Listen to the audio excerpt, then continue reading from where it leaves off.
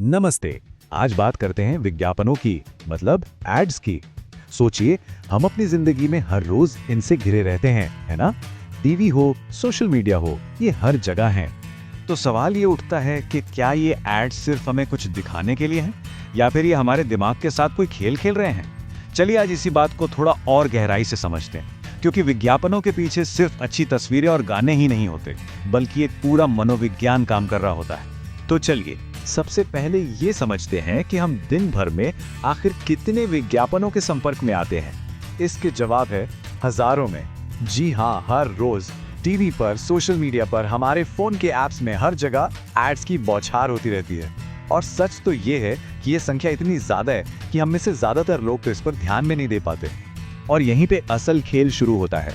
ये एड्स सिर्फ किसी सामान के बारे में नहीं बता रहे होते, ये असल में हमारे दिमाग को इस तरह से प्रभावित करने की कोशिश करते हैं ताकि हम बिना ज्यादा सोचे समझे जल्दी से कुछ खरीदने का मन बना लें।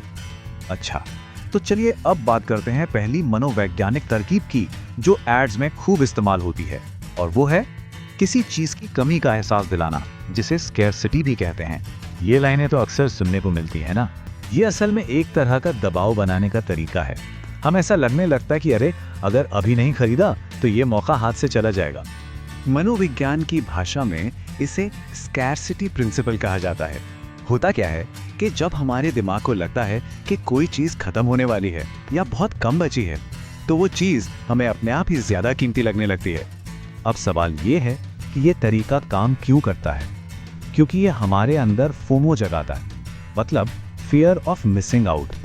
कहीं कुछ अच्छा हाथ से छूट ना जाए, इस डर से हम ज्यादा सोचने विचारने का समय ही नहीं लेते और झट से खरीदने का फैसला कर लेते हैं। चलिए अब एक और बड़ी दिलचस्प मनोवैज्ञानिक तरकीब को देखते हैं। ये हमारी उस आदत से जुड़ी है जिसमें हम दूसरों को देखकर काम करते हैं। ये टैगलाइंस, ये सोशल प्रूफ का एक बहुत बढ़िया उदाहरण है।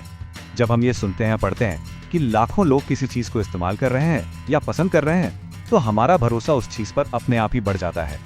इसी को कहते हैं सोशल प्रूफ। मतलब हम इंसानों की एक आदत होती है भीड़ के साथ चलने की। हमारा दिमाग मानकर चलता है कि भाई अगर इतने सारे लोग एक ही काम कर रहे हैं तो वो सही ही होगा। असल में ये हमारे दिमाग का एक शॉर्टकट है। वो सोचता है कि जब इतने लोगों ने फैसला ले ही लिया है तो वो सही ही होगा, हमें अलग से मेहनत करने की क्या जरूरत है। अब आते हैं अगली तरकीब पर। इसमें विज्ञापनों में किसी एक्सपर्ट या जिसे हम अथॉरिटी फिगर कहते हैं, उसका इस्तेमाल किया जाता है। ये लाइन तो बहुत कॉमन है, जैसे किसी टूथपेस्ट के ऐड में कोई डॉक्टर को दिखाना या किसी हेल्थ प्रोडक्ट के विज्ञापन में किसी एक्सपर्ट को लाना। ये सब इसी अथॉरिटी का इस्तेमाल करने के तरीके हैं। और मजे की बात यह है कि इससे ज्यादा फर्क नहीं पड़ता कि वो एक्सपर्ट असली है या सिर्फ एक एक्टर। जब कोई अथॉरिटी वाली पोजीशन से कुछ कहता है तो हम सवाल कम करते हैं और विश्वास ज्यादा। हमारा दिमाग यहाँ भी एक शॉर्टकट लेता है, अरे जब डॉक्टर साहब कह रहे हैं तो सही ही होगा।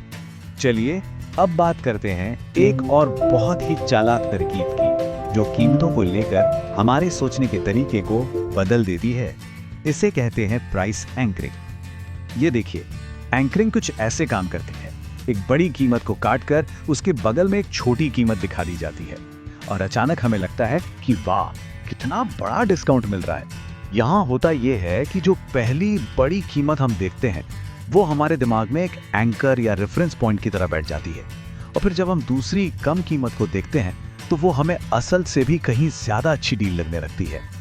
और अब आते हैं शायद सबसे शक्तिशाली मनोवैज्ञानिक ट्रिगर पर, और वो है मुफ्त या फ्री शब्द का जादू। By one get one free, free trial, free delivery, ये सब तरीके हैं हमारा ध्यान खींचने के।